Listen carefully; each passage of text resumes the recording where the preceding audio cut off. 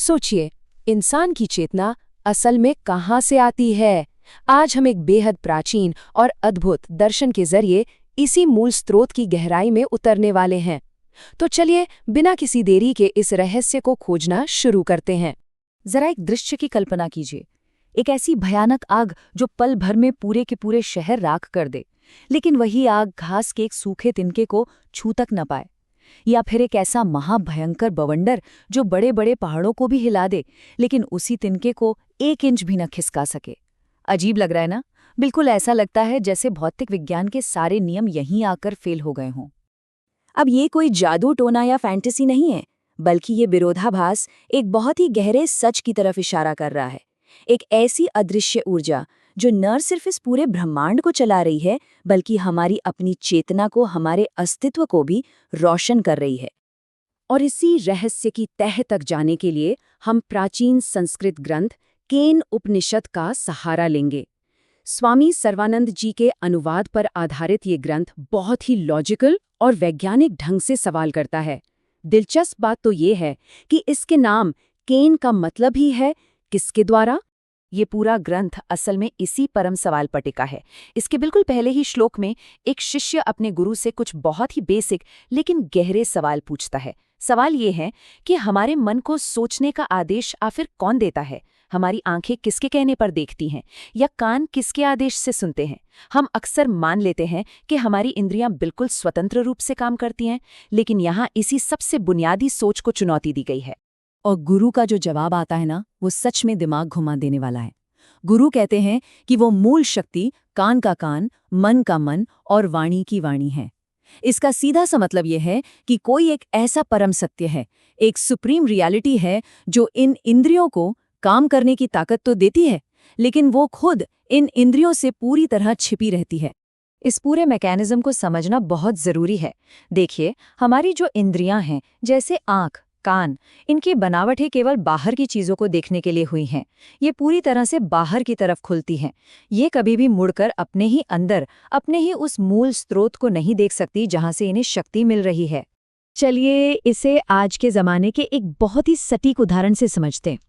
अपने स्मार्टफोन के बारे में सोचिए। फोन का कैमरा और माइक बिल्कुल हमारे शरीर की आंखों और कानों की तरह है, यानी बाहरी हार्डवेयर। और जो फोन का ऑपरेटिंग सिस्टम है, वो हमारे मन की तरह काम करता है, जो सारी इन्फॉर्मेशन को प्रोसेस करता है। तो यहाँ सबसे अहम बात यह है कि एक फोन का कैमरा दुनिया भर की शानदार तस्वीरें तो ले सकता है, लेकिन क्या वो कभी उस अदृश्य बिजली या उस बैटरी की तस्वीर खींच सकता है जो उसे खुद चला रही है? बिल्कुल नहीं। ठीक वैसे ही हमारी आंखें और हमारा मन उस शुद्ध चेतना को कभी देख या पकड़ नहीं सकते जो असल में उन्हें ऊर्जा दे रही है। तो अब एक बहुत ही लाजमी सा सवाल उठता है, अगर हमारी इंद्रियां और मन उसे जान ही नहीं सकते तो फिर उसे कैसे जाना जाए? इसके लिए उपनिषद के दूसरे अध्याय में एक बहुत ही खूबसूरत शब्द आया है, प्रतिबोध विदितम। मतलब परम सत्य को आप किसी फाइल या डेटा की तरह अपने दिमाग में डाउनलोड नहीं कर सकते। इसे तो बस हर पल, चेतना की हर एक अवस्था में भीतर से महसूस किया जा सकता है।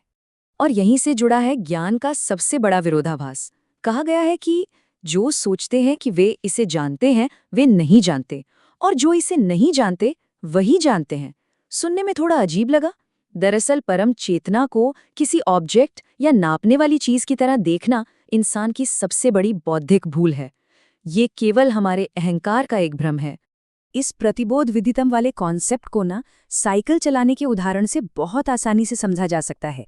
जब हम साइकिल चलाना सीखते हैं तो दिमाग में बहुत सारे नियम चलते हैं। बैलेंस कैसे बनाना है, पेडल कैसे मारना है, ये सब सिर्फ बौद्धिक डेटा है।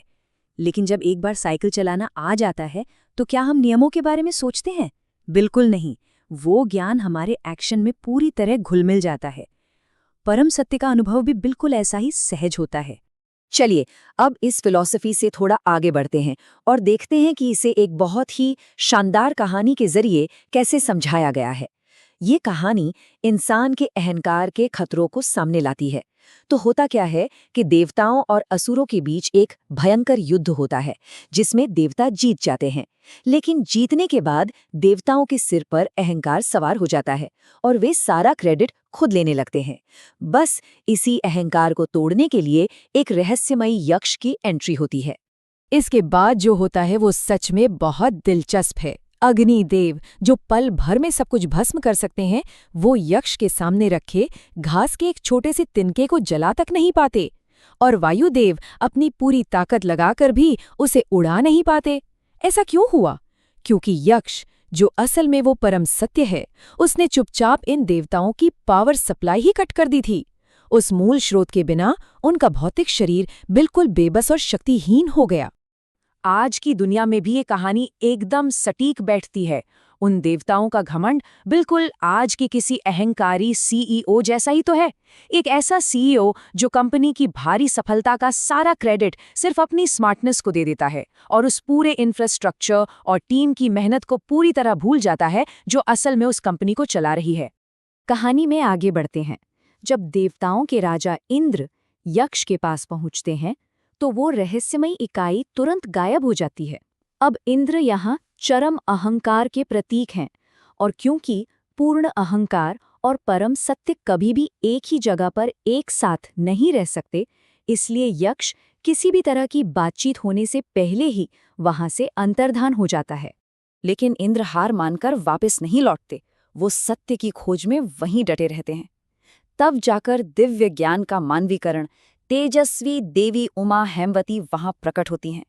वो देवताओं के इस भारी भ्रम को तोड़ती हैं और उन्हें बताती हैं कि उनकी इस जीत और उनकी शक्तियों के पीछे का असली अदृश्य स्रोत वो परम वास्तविकता ही थी। तो अब तक का दर्शन तो बहुत गहरा था, लेकिन इसे हमारी आज की भागदौड़ भरी जिंदगी में कैसे उतारा जाए? आइए इन प्राचीन विचारों को 3 बहुत ही व्यावहारिक तरीकों में समझते हैं। पहला है तप, मतलब आज के ढेरों डिजिटल नोटिफिकेशन के शोर शराबे में भी अपना फोकस बनाए रखना। दूसरा है दम, यानी रोजमर्रा के स्ट्रेस पर एकदम से रिएक्ट करने से पहले एक लंबी सांस लेना और खुद को रोकना। और तीसरा है कर्म, यानी पूरी लगन से लेकिन बिना किसी अहंकार के अपना काम करते रहना। इस कर्म वाले पॉइंट पर थोड़ा और ध्यान देना बहुत जरूरी है। काम पूरी लगन से होना चाहिए, लेकिन ये सब केवल मैंने अकेले किया है, इस भ्रम से खुद को आज़ाद कर लेना ही उपनिषद की सबसे बड़ी सीख है। इसी एटीट्यूड को अपनाकर हम उस परम ज्ञान को सिर्फ पढ़ नहीं सकते, बल्कि सच में जी सकते हैं।